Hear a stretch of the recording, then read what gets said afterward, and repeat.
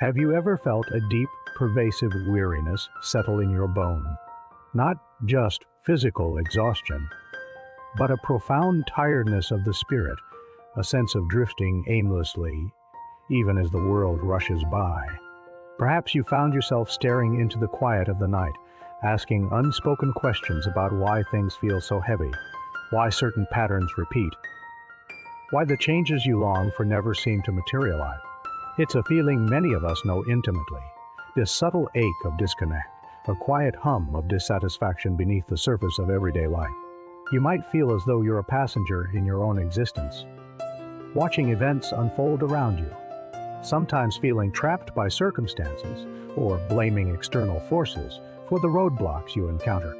There's a persistent hope that something will shift, that a new opportunity will arrive, that someone else will step in to fix things, or that a magical clarity will suddenly descend upon you. We often build elaborate mental narratives around why we are where we are, carefully constructing arguments that absolve us from any direct contribution to our current predicaments. We tell ourselves stories about bad luck, unfair systems, difficult people, or simply the way life is.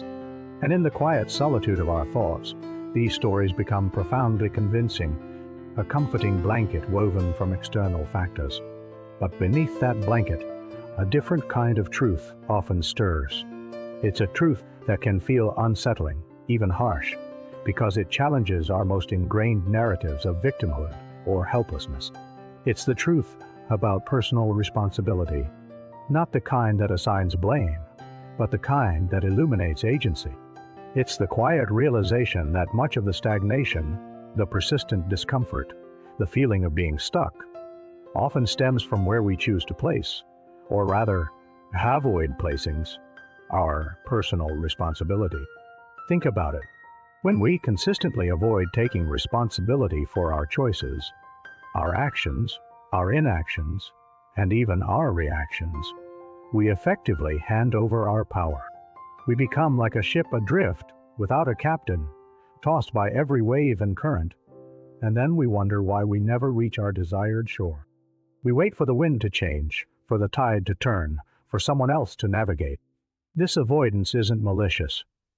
It's often a deeply ingrained coping mechanism, a way to shield ourselves from perceived failure, from the discomfort of difficult decisions, or from the sheer effort required to steer our own course. We might fear making the wrong choice, so we make no choice at all, and then blame the lack of progress on a world that simply isn't cooperating. This avoidance manifests in countless ways.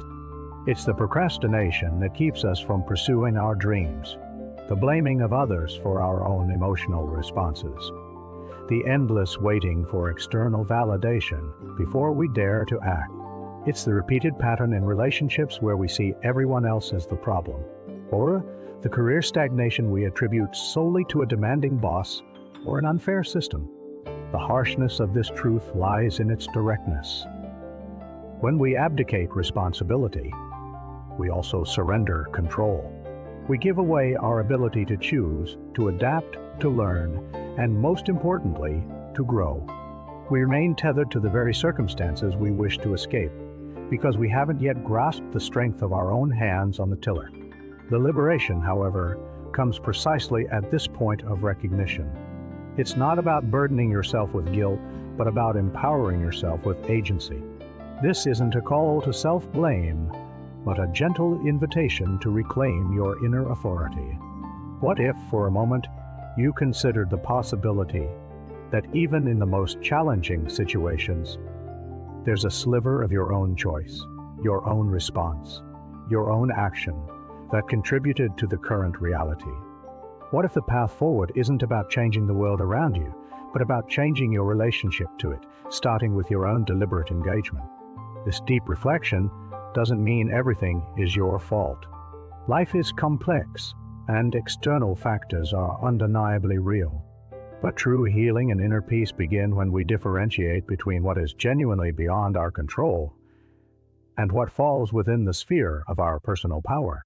It's about recognizing where you've been waiting for permission, for rescue, or for a sign, when all along, the power to initiate change resided within you.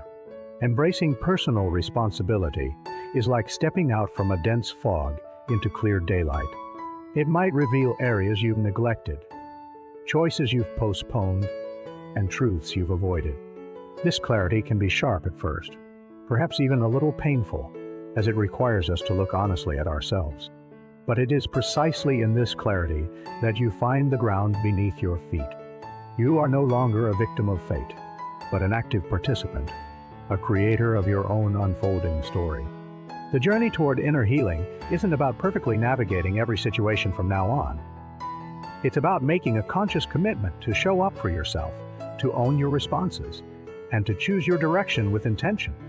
It means acknowledging that while you can't control the waves, you can absolutely learn to sail your ship. It's a quiet acceptance that every choice, every action, no matter how small, sends ripples through your life, and that you have the profound ability to influence those ripples. Allow yourself to sit with this truth, not as a judgment, but as a key. Imagine the immense energy you've spent avoiding responsibility, constructing narratives, feeling helpless. What if that energy were redirected towards conscious choice, towards proactive steps, towards building the life you truly desire? This shift in perspective is the most powerful act of self-love you can undertake. It is the quiet knowing that you are capable, that you are resilient, and that your life is not merely happening to you, but is being shaped by you. Reclaim your rudder, feel the wind in your sails, and set your course with courage.